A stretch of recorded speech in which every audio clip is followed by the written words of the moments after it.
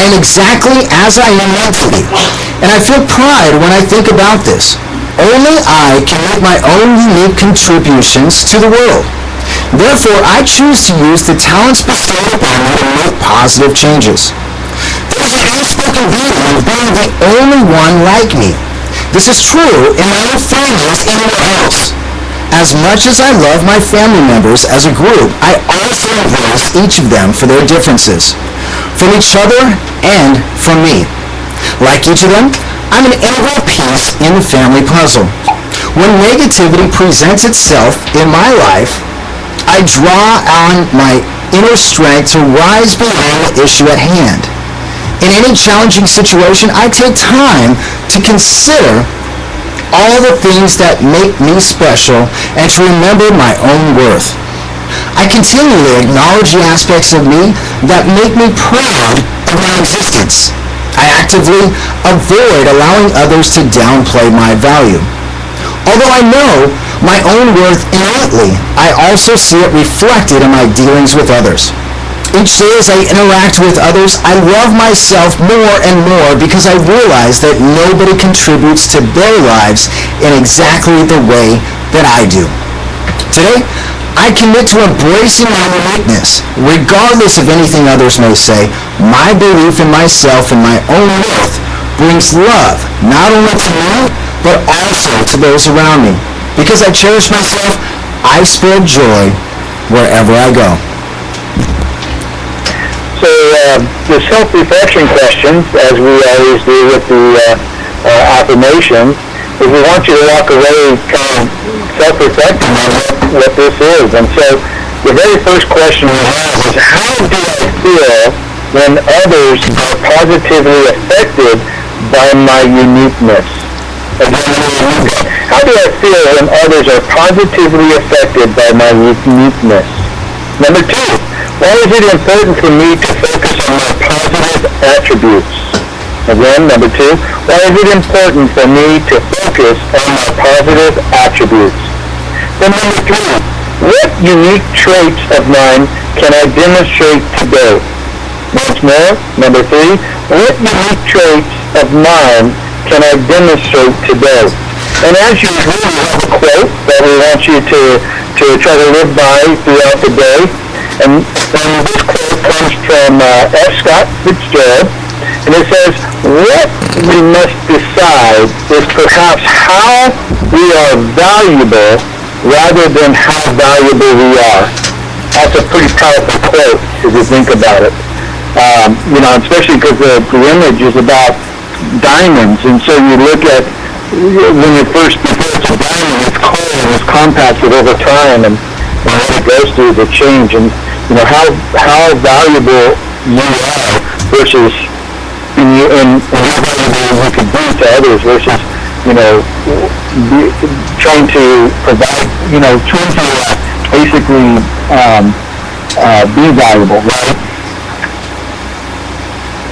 Absolutely. I mean, looking at the self-reflection questions, it's something that affects a lot of people that are out there in the world today is, your self-worth is everything. And, I myself have given it away. I know people that have given it away. I've experienced it this last week. And, being able to have your own self-worth and be strong about yourself and who you are and what you're going after is very important and very crucial in being able to have a stable life, both in business and in relationships. And speaking of relationships, we've got an amazing guest that's here. I'm going to go ahead and let Mike do the formal introduction, but we're going to start talking a little bit back more into relationships and, really finding that right relationship. So, Mike, back to you. Thank you.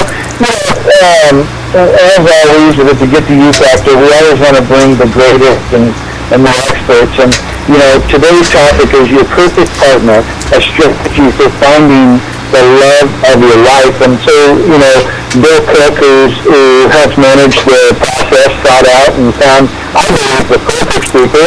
Her name is Marty McCollum Morehouse. I mean, that is a movie star right there, I gotta tell you. That's a powerful name. But she was ready to hippie raised west of LA, and she has a master's degree in therapy and relationships, and she's a mental wisdom coach for both men and women. And, she's been married for 26 years, I believe it was, and she has 2 older children, and she's just a wealth of knowledge. I was going through her website, and, just looking at the stuff. And so, Marty, I want to welcome you to the show. Welcome to the show today. Welcome. Thank you so very much for this opportunity. It's really good to be here. Well, we're excited to have you on the show. There's a lot of great things to talk about, and it's good also, especially when it comes to relationships, with having the women's side perspective as well as the man. It's just Melissa and I, but we really want to have the professional and experts. So I think we're definitely going to be adding great value to the show, and we're honored to have you here. Well, thank you, and I'm sure the two of you bring wonderful expertise. If you feel good about who you are, and if you've had good relationships, you can speak to it. So it's good to be among other experts. Yeah. Well, life as it is today is definitely changing, and the way relationships are nothing like what they used to be. And, the challenge to find a compatible mate or a partner, right? That a lot of people have a hard time with that. And where would you take, and especially the difference in when you and I grew up versus to the new generation growing up and trying to find that ideal partner? Well, I tell you, it begins with self-love. And I know that you talk a lot about self-worth, and it's where it begins. We feel good about ourselves, we are going to attract those that we feel good about, and that are going to feel good about us. I don't think that's different from, when we were dating, any different than it is now, because it is about starting with self. And the better you feel about yourself, the more you trust yourself, the better you take care of your physical body and your emotional and mental well-being, you're going to attract that kind of person in your life. So... Yeah, I agree, but the principles and those founding, absolutely. I totally agree with you that you've got to love yourself before you can love anybody else. Absolutely. Yes. Yes, and social media has changed the game a little bit. Oh, absolutely. Yeah, that could happen. Yeah, so that's really different than when I was dating. And I have some friends that, use social media to find friends or mates or business or whatever it is they might be searching. And it's a very powerful tool, and I'm grateful to have it, and you can establish some meaningful relationships in that way. I would say that's one of the main differences now. I would say that kids growing up, technology has certainly changed the game. Yes. So whether it's social media or internet or texting and cell phone, I remember when I was younger, met people through activities or friends or church or a nightclub, which some people do. And so, and today you can really do more than that with the technology, and the communication is sped up so much faster. But now the research, you can really type in someone's name and pretty much get some background on them. It's true. Whether they're Facebook or LinkedIn or any of the social medias, you can really kind of know the person actually before you even go out on a date. Right. With the matching sites like Match.com and I believe that the psychological profiles, which actually I think is kind of cool. I heard a story about a couple that was started dating. They hadn't met through Match.com, but they went on to see if their personalities match, and at the end, thank God it did, but it was interesting that they even tried to do something like that to see if they were compatible. Yes. Well, at the same time, too, with social media, I feel it's kind of taken away a little bit, sort of the emotional aspect of it, because you can pick and choose so much, and you're already picky at who you're looking for. You already want this perfect person. and you find someone that is your match, and does do everything that you want them to. But what you find on social media, or what you see through the world around them, may not be truly what you see, and so it can affect your relationship. So we're going to get into that a little bit more when we get back from the break, and kind of talk about how technology has kind of sped up the game in relationships. We'll see you guys soon.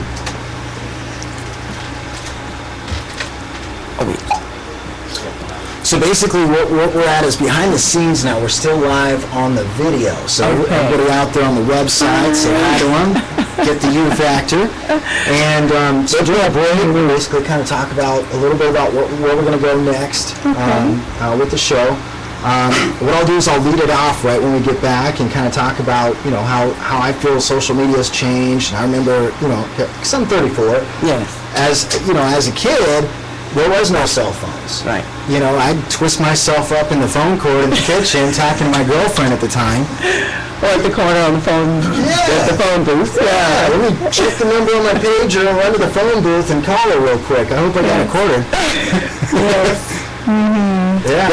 When we come back, after that, we'll get into assessing your situation. Yes. Excellent. And you've got the checklist, Mike, right? Yeah. So that's where we're starting. Okay, if you can kind of lead that, then I'll add in. Okay.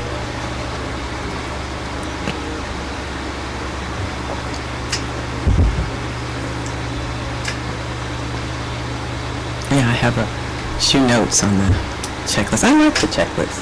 Yeah? Yes, me too. It's a trip. Every week I see the positive affirmation, really digs into me. You go to church, you go somewhere, and it's meant for you. Absolutely. And when it's good, it's good. Yeah. And it always applies. Yeah. So it makes sense, will I get a copy of this?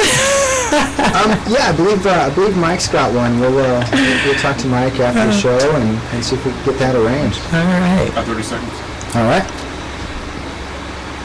Yeah, I'll even autograph it when I'm there. Oh, good. The stamp of approval. For those of you watching online, it is now out. It's called Mastering the Mindset, the Power of Affirmations with Mike Driggers. 7 seconds.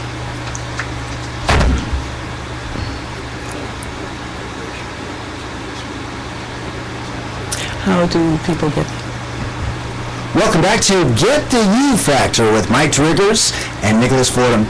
And just before break, we were talking about relationships and how social media has changed the game with relationships. I'm 34 years old. I remember when I was in high school, and I had a girlfriend at the time, and I remember getting caught in the kitchen cord on the phone, wrapping myself up in that long cord, talking for hours to my girlfriend at the time. And the time between conversations was so separated because there was no cell phone. I was lucky to get a page, and then hopefully I had a quarter in my pockets where I can run to the nearest payphone, pick up the payphone, and make a call. Well, now we're in that fast-paced society where you're going through drive-thrus, you're racing in your rat race, and you're pulling out your cell phone, you're texting your girlfriend, and everything's in a rush and in a hurry. So always keep in mind what messages you're sending out in your text message. Yes. Always keep in mind what you're posting or interacting with on social media, and always cherish that relationship if you know it's true for you. Wow. Nicholas, it's funny because I had, when I was growing up, I had a girlfriend that was next door neighbor, and I remember talking about the tin cans with strings. Tin can. Well, I'm so excited, like I said, to have you on here, and wouldn't you agree that with society, and even with everything that social media provides and the things that technology does for building relationships, we talked about, and you had mentioned you gotta love yourself, but I also believe timing is important, and making sure that you're in a situation to where you can have the potential relationship. A lot of times depending if you're looking to just date, but if you're looking for that right partner, you're looking for to grow together and so on. And so I think that you not only love yourself, but you have to be in a good position. Wouldn't you agree? Absolutely. Bring your best self forward. When you're thinking in terms of finances, social engagements, mental and emotional wellness, joy around what you do, your career, and all the areas of your life, bring the best that you can in the moment into the relationship, and be prepared to be better, to grow. But absolutely, you have to be your best, to entering into a relationship where you're expecting the best. So I love that. And if you're not there, work on getting there. Yeah, take steps, take actions. Also knowing really what kind of relationship you want. Like, who's that person, what personality, and things of that nature. And I'm sure we'll get into that as we go further in. But, you mentally need to know. I watch some of these younger kids, and even myself when I was younger, getting into those relationships thinking, she's the one. And then as the relationship grew, you started finding things that maybe you just didn't like or care about. But so having a knowledge of what that is and what it looks like, I think that's important. And what do you do to discover something like that? Well, hopefully we're going to be able to talk about some wonderful steps about what to do to discover that, because it's so important. It's critical, actually, especially if you're thinking about starting a family, and as you said, if it's about the long term, then there's some things you want to know in advance, some things you want to be clear about in advance. So, yes, I'm with you on the importance of that. Yeah, and now as a person that you guys just both made together as one and live a life, and there's none of that friction. Couples have that from time to time, because that's just life. Yes. Things get in the way, but you want that ideal person. And so it starts with really assessing you and going through and seeing where you're at. Are you in a position to even take on a serious relationship? Are you bringing to the table baggage and frustration, or have you prepared yourself for the relationship? A lot of people are so caught up in finding someone that they really don't look into the fact of, how valuable am I bringing, which I think goes back to that quote, right? It's, are you bringing value to the relationship? Are you valuable? And I think that's a big question to answer. And once you've got that, I think it's really discovering the resources. As we were talking social media, I believe, friends and family and co-workers, and connecting to people many of us date and marry the friends and acquaintances of others. I still think that that's a very powerful tool. To find that true love. But with technology today, I've been really amazed at what, the Match.com, and, you see all these commercials, and I've met people who have actually met on Match.com and then get married. Yes. It's pretty cool how that all works. And so what would, for you, to give to some of the younger generations, what would your philosophy or principles be, or steps to trying to find that perfect partner? Well, I would really look at what qualities in that person that I would be looking for, and start to write those things down. Really be sincere in what I want. And also, as I'm creating this perfect person, thinking about who I need to be a good mate for that person. So why you would compliment it, or yes. what and how you would enhance the relationship. Absolutely. What do I bring? And one of the things, as a therapist, I did a lot of work around family. So we do have to consider where we've come from. That baggage, as you mentioned earlier, it's still hanging on. So there probably needs to be a little processing around some of that, as well as your own individual stuff. And I'm certain that you've experienced this, because when couples come in to talk with you, that a lot of their issues actually stemmed from baggage that they carried to the relationship. Isn't that correct? Absolutely, because so often we pick our mates to work out some of that. Yes. Wow. Now, that was a tricky one for me, believe me, because I wasn't a therapist and I had not studied all of this when I first got married. But when that light bulb went on, that really was a wow, and I'm grateful. I'm grateful for every opportunity to grow, even when it hurt, because part of it was for that light bulb to truly come on and realize that a lot of the conflict was not about me and my husband. It was really stuff we brought in before we even met.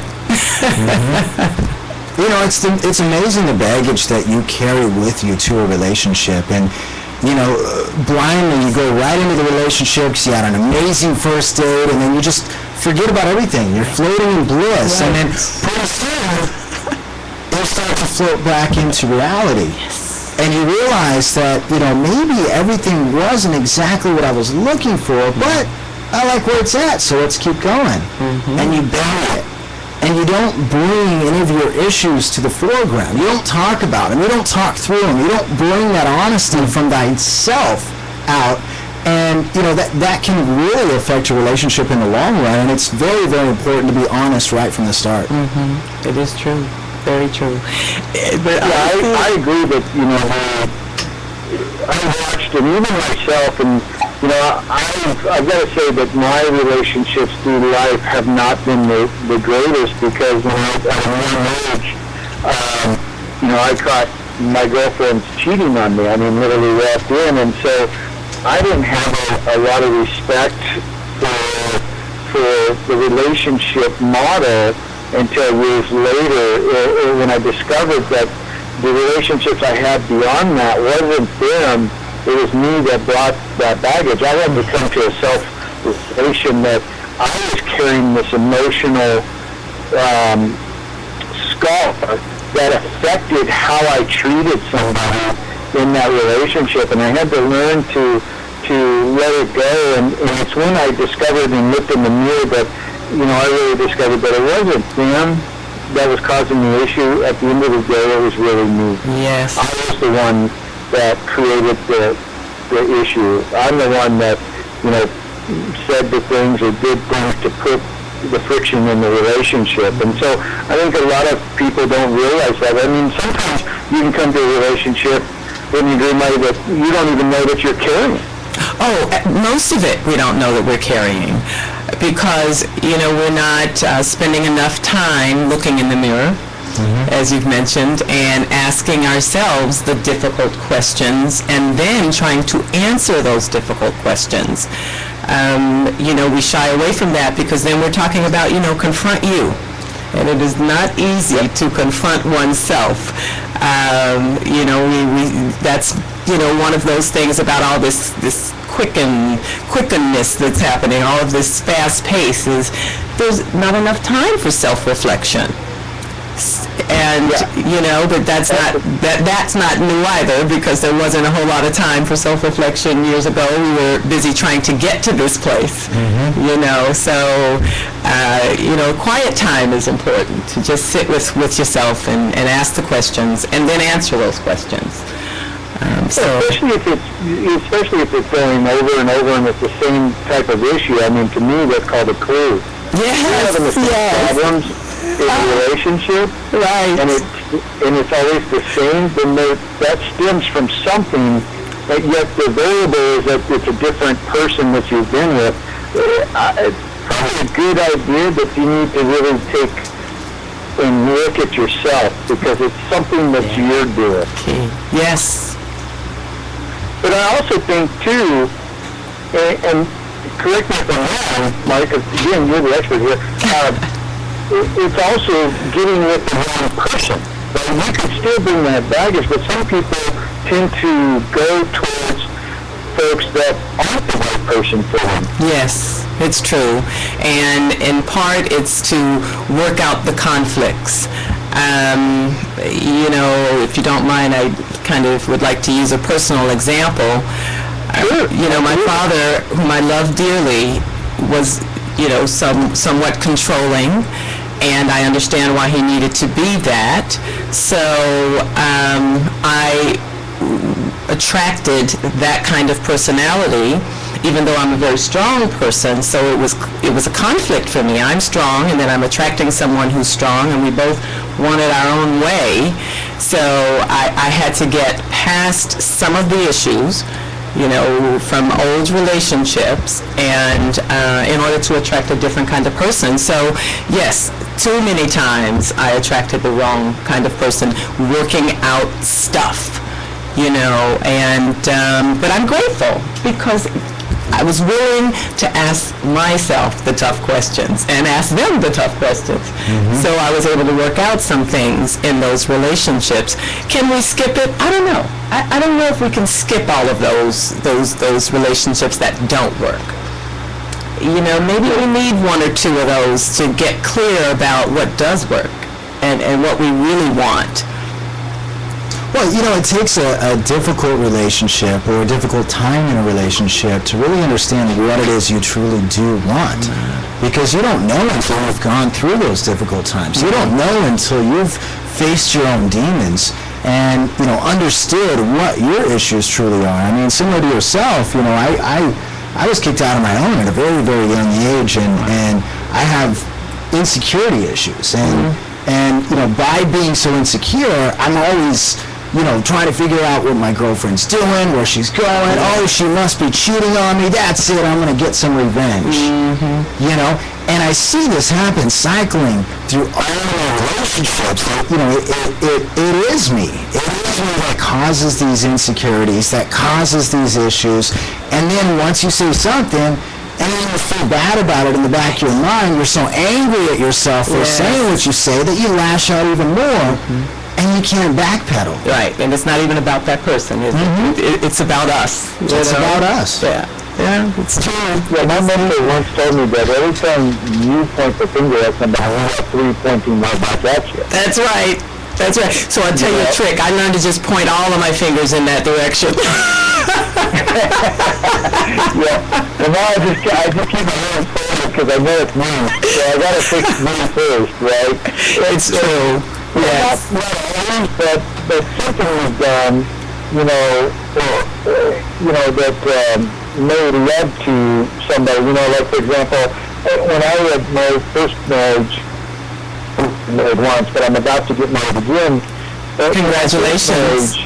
I didn't have respect for the relationship I was saying, and through that marriage, it was evident. But then I started really falling in love with the person. And as I fell in love, she had fallen out of love. Right? And so because of her actions and the things that I did and the way that I treated her, and so here I loved her, but then I was being treated as I treated her. And so, again, in that was a situation where the conflict was because of what I caused, not because of her. Right. So that was an interesting push-pull, wasn't it? When you were pushing it away, then, you weren't in love. And then when you started pulling it, she started pushing. Oh, interesting. Incredible dynamic, because somebody gave up something, and then the change. Phenomenal. Great example. Yeah, what was interesting through that night and my discovery was that when she started, lashing back at me as I was treating her in the beginning of the marriage, that it was easy for me to fall back to where I was, even though I was starting to fall in love with her. Yes. And I read somewhere in the book that said, and I kept this image with me, and it says that, when you take nails and you hammer them into a flint, that's like there's argument, there's anger and difficulties and things like that. But then when you come back and you say sorry and you pull those nails out, there's all these holes in that flint. Yes. And it weakens the flint, especially if you've got a ton of them. And I just, when I read that, I started really realizing what the dynamic was going on with that relationship. And unfortunately, we had gotten a divorce and moved on. But, I would say that at the end of the day, it was me that caused those issues, and I wasn't honest with myself. Yes. And I'm the one that ruined that relationship. Well, it takes two, though. Mike, please. I agree. Yeah, it takes two, because maybe she could have been a little more clear about what she needed or what she wanted, and then it would have given you a chance to say, I can do that or I can't. You know? If she did try, but again, when you're in that mindset because of I carried that luggage in the relationship, yes, I didn't allow or accept what she was saying. Right. And she compromised and kind of... So it wasn't until I started to accept, yes. but then it was too late. Yes, excellent. Mm-hmm. So, we have to go to a commercial break, I believe, right, Nicky? Commercial break? Yeah, so we're going to go ahead and go to a commercial break. We'll see you back here at Get the U Factor on One Talk Network. All right. I wasn't sure if you were going to do it, or because I was looking at the time and I was thinking,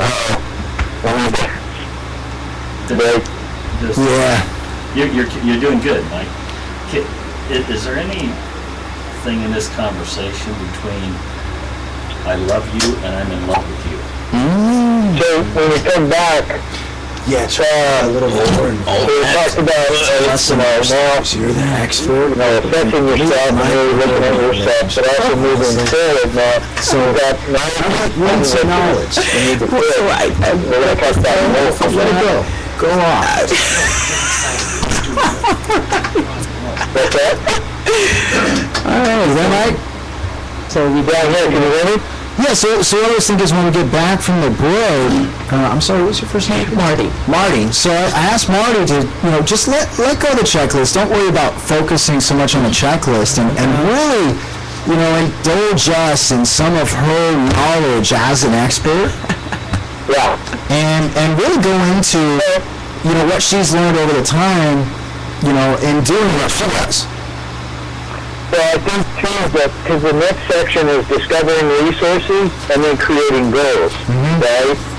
So I think, part of creating goals is a checklist. You got to have a checklist. You got to have a roadmap to what it is that you, one, need to fix yourself, but two, and then finding a partner, right?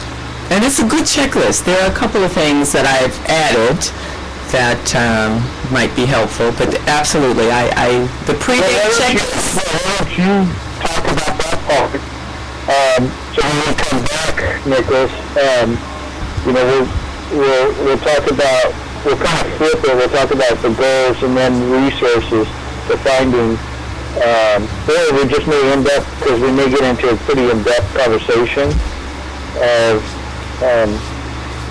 they're creating the checklist, but then the next one is applying your resources, like connecting to people using the internet, but then going on dates.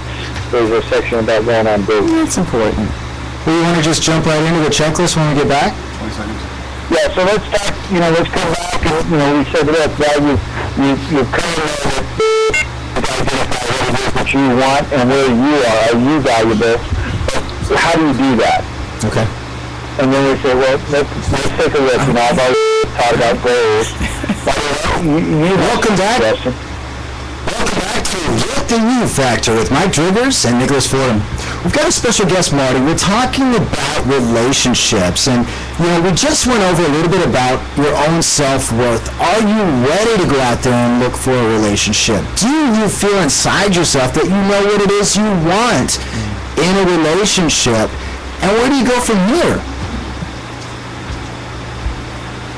Yeah, finding a perfect partner. We've been talking about assessing yourself, looking at who you are, and are you valuable enough? Are you bringing value to the relationship? Or are you taking advantage, or you're unhealthy, financially not prepared, But now that you know that it starts with assessing you first, I believe that the next step is really identifying and creating the goals to, one, work on you and fixing you, but clearly really want and where you think you can find them. And Buddy, you've got some, ideas on this, and we've talked a little bit about the kind of a checklist, which I believe it's just another name for goals, is having a roadmap. Why don't you share with the audience what your feeling was and what that checklist is? Let's go ahead and go into some depth on that. Let me clarify. Are we talking about the pre-date checklist? Yeah, pre-date. Let's talk about that first. Okay. Well, a little bit before that, I would say, know who you are and know who you're becoming. Be really clear about who you are and who you want to be, and then decide on what you want that mate, who you want that person to be. And once you're approaching that first date, I love this checklist that we have here. And the first one is figuring out what you're wearing the night before. And I want to add to that and have a second outfit just in case. But have that figured out as well. And making sure that you're dressing for the occasion. Very, very important, because if you're going on a boat, you don't want to wear Jimmy Choos necessarily. You might want to wear deck shoes. However, if you're going to a fine dining, then you don't want to have on your Nikes. So, be clear about what you're wearing. And before I go through the list, I want to mention that it may feel like a bit of a contradiction, because part of what we're saying is be yourself. Mm-hmm. So the next one is clean your car. That tickles me. Go ahead. I've got a real life experience with that, and I'll share that, is that, you're in Sacramento, an old town, and the streets are all cobble, and the walkways, all these wood, that have cracks in them, like every plank that was put on there has about an inch space between them. And so I had a car prior to my fiance now, and I had taken her.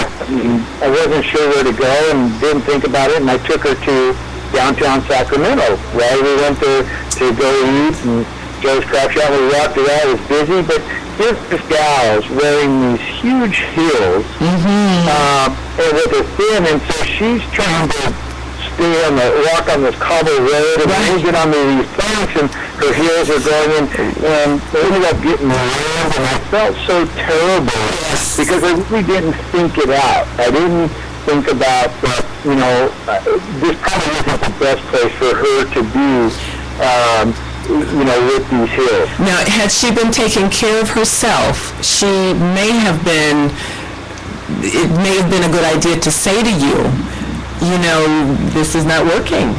So that would have been her taking care of herself, and, which goes back to it takes two. So I would have loved to hear you say that she told you this is not working. Let's do something else. Or had you thought it through, encourage her to bring a second pair of shoes for that walk, So, thinking it through is really important. I agree. What else on the checklist? Well, we have clean your car. And I tell you, my car is parked out front right now, and it's pretty filthy, but thank goodness this isn't that kind of first date. But first impression, right? First impression is huge. Yes, it is. It's funny how you go on dates and you're a completely different person on your first date than who you really are. Right. And I remember back when I was dating, that's how I was. I'd put on the show. Yes. And it went into Magic Land. And then after that was over, then, I'd start being me. Mm-hmm. And really, is that fair to the person that you're starting to date? Is that fair to show them this facade of who you could be? So, throw on cologne if you're a guy, or perfume as a woman, dress up a little bit, make some subtle changes, Right. Don't meet the person for the first time with long blonde locks when you really have short dark hair, or that kind of thing. And we didn't have anything like that on our list, but that was one of the things that I thought about is, be as real as you can, but clean yourself up. Clean yourself up, though. Don't create a whole nother persona. And so the shower and the shave and, some good shampoo. and know where we're going. It's funny that I've seen people go on dates and I've been around enough people and sometimes they just, they don't focus. Or they're just lazy. Yes. And they figure, well, they don't like me for who I am.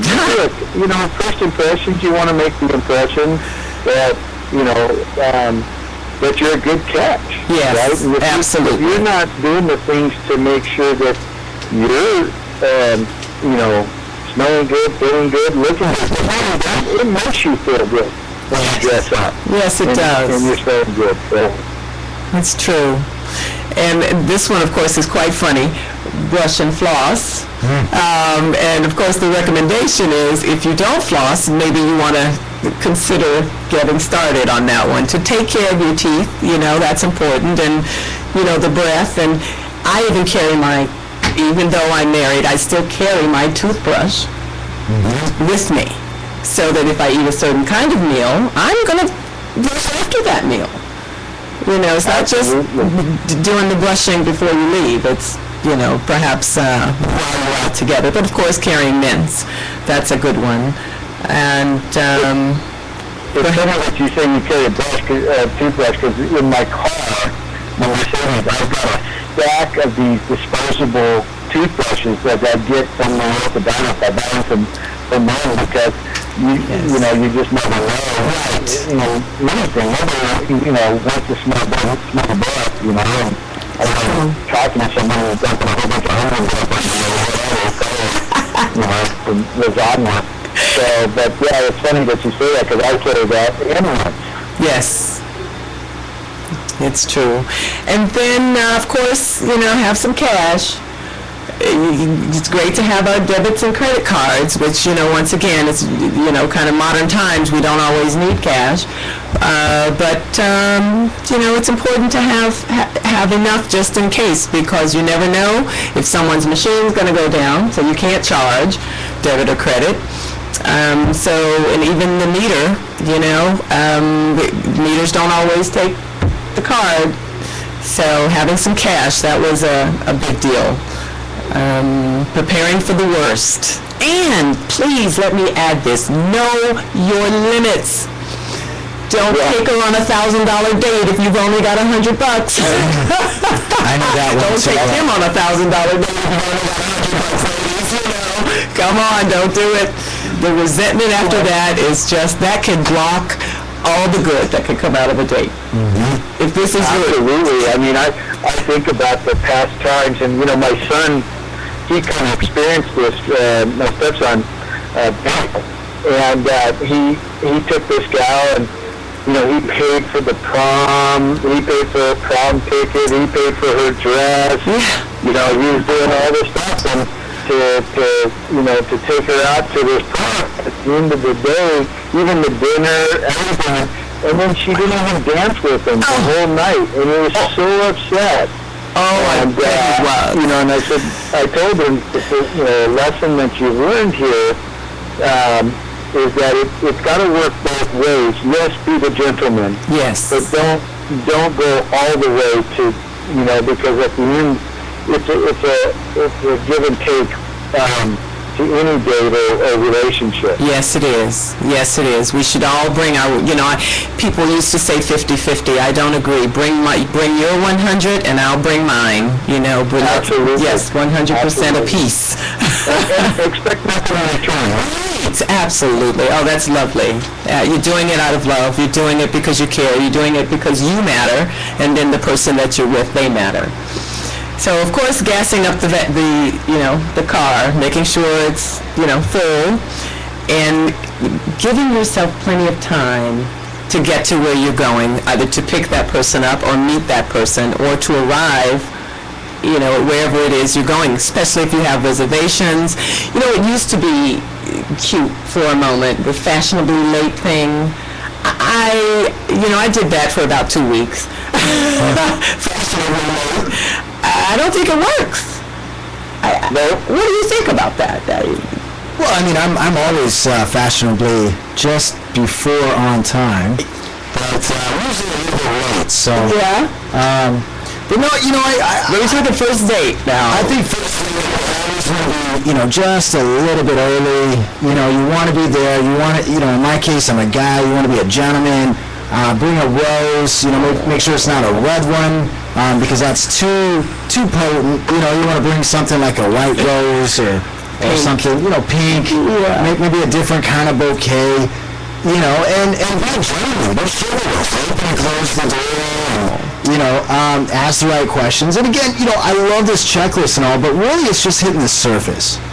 And to look at what checklist you really want to have when you're going to go out on a first date and on a relationship is, you got to have that hour conversation with the person to see if you even click. Absolutely. Are you part of their circle? Are you part of their world? Can you even have an intelligent conversation together? Mm-hmm. And if you can make it past that point, then can you decide together on where you want to go on a date? Oh, or are you going to surprise her? And if you surprise her, she's going to give you that look of, where'd you just take me? Right. Don't take her to a wedding. Unless, she's a hustler like you, and you guys are both wedding crashing for the drinks. Right. You never know the type of relationship that you're coming out with, but, that's why I was kind of quiet through all this, is you guys, we're hitting just the surface of the pre-date checklist for a relationship. Okay, can I just jump in? Absolutely. Something I thought about, and I'm going to tell you. It's like, well, if your goal is to land a wealthy partner, that is one strategy. Mm-hmm. If it's not about love for you, then you're going for that strategy for wealth. Sure. And so your checklist won't be this. Sure. Or if you're looking for a business partner, and I've always said that if my husband and I ever break up, I'm strictly going for a business partner who I will marry. Yes, absolutely. We're going to handle our business, But it just kind of depends. But, some things, even for wealth or, a business partner, some of it, the checklist really does matter. But then you do want to come up with your own. And here's the thing, really, is if it's true love, you're not going to have time to do a checklist. Right. It's just going to hit you. It's going to smack you in the face before you even know it. Right. You're going to run into the person in the grocery store. Yes.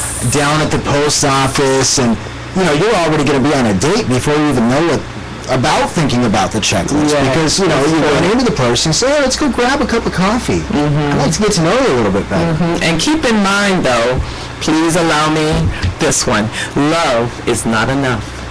No.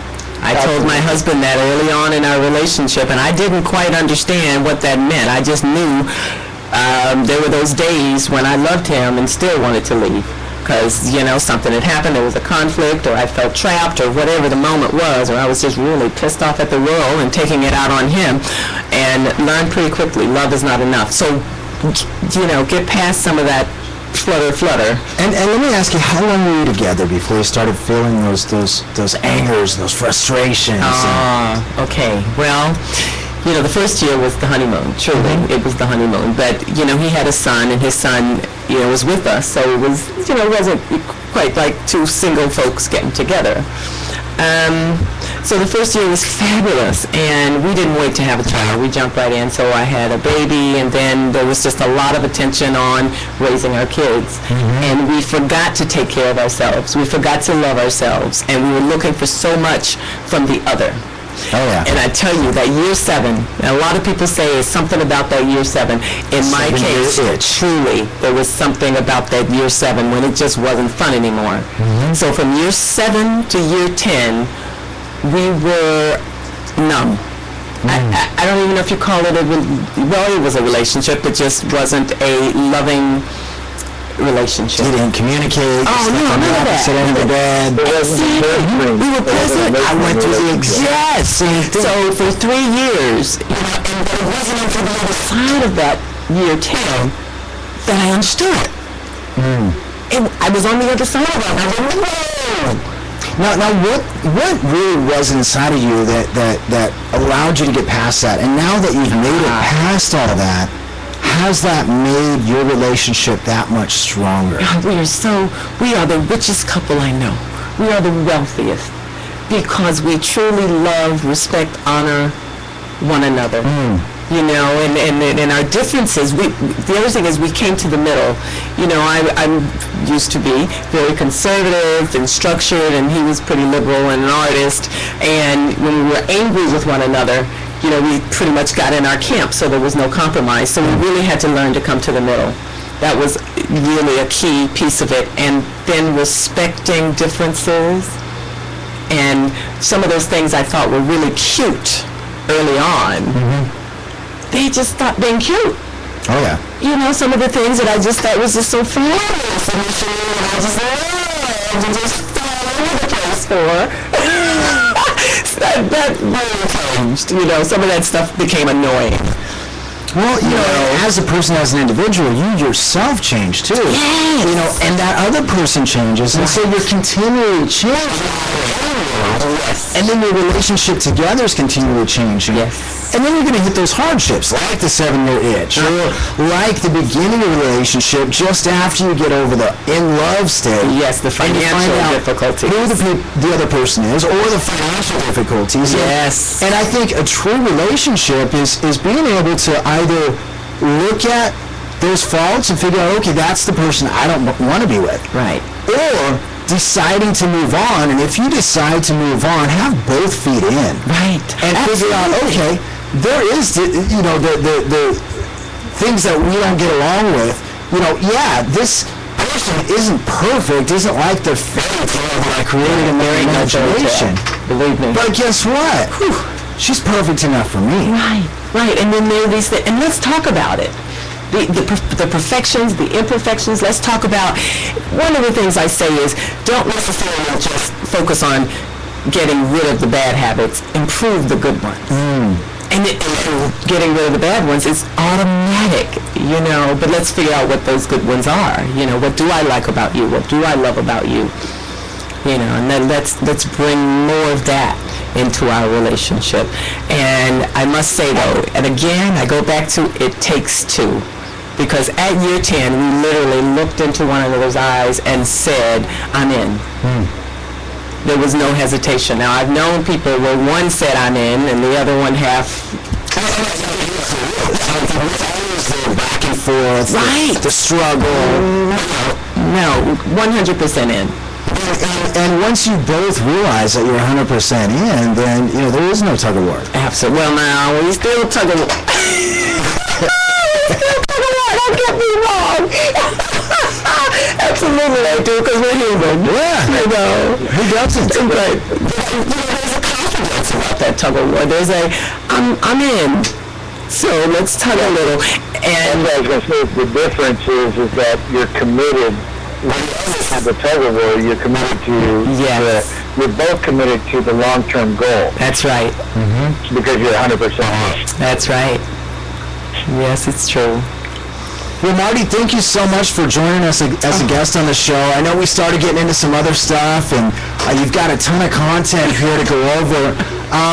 Before we go to the end of the show, if you could, tell everybody a little bit about what you do and how to get a hold of you.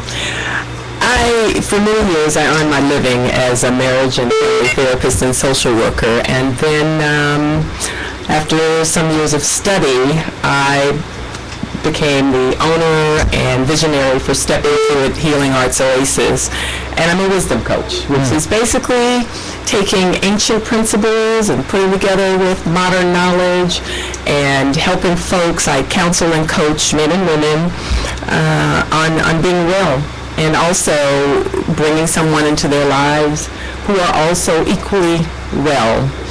And Step Into It is spelled, by the way, it's kind of tricky, StepIntuit.com. That's my website, Step Into It Healing Arts Oasis. And my email and all of that's there, but it's Marty at StepIntuit.com. And, you can always find me through the station. Give them a call. And, let's continue this conversation, by the way. And I really appreciate the opportunity to be here. Absolutely. Thank you so much for being on the show. It was definitely a pleasure. This was good for me, too. Yeah, we'll look forward to more with you here in the future. And Nicholas, we'll make sure we get a website address up on our site so that people can go to it. Thank you. Absolutely. Mike, before I go into it, what is it that you've learned from this show? I think the biggest thing that I'm walking away from today's show is really that people need to really assess themselves. I think that there's too many people that are afraid to look in the mirror, and we really just got to break that fear factor so that you can look at yourself first. I agree, and for myself, it's you got to learn to accept yourself and accept the other person, and figure out if it's what you want or if it's not, and if it is, you got to go on both feet. Yes.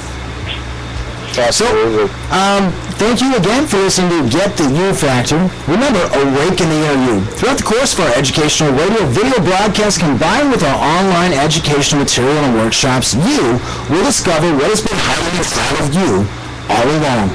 Our program is built specifically for you to help you get what you want out of life. You will be presented with key fundamentals that will guide you through anything in life and help you to respond in a different way, a new way, a way you factor to be the best possible way for you. Resolve to make a revolution of resolution. Set goals you can and will achieve. Discover a champion's mindset. Master persistence and pursue your passions. Empower your life with honesty and integrity. Manifest your reality with daily thoughts of action. Perception and awareness around you will flow with positivity. Visualize your destiny and go out and get it. It is our goal to change your life and the lives of those around you by empowering you with the knowledge to get exactly what you desire. We know we can't change you or your habits or actions. All we can do is to provide you with everything you need to make that change. At the end of the day, it is up to you, and we are here to help. So now it is your decision to take decisive action and get the You Factor. Thank you guys. See you next week. Bye.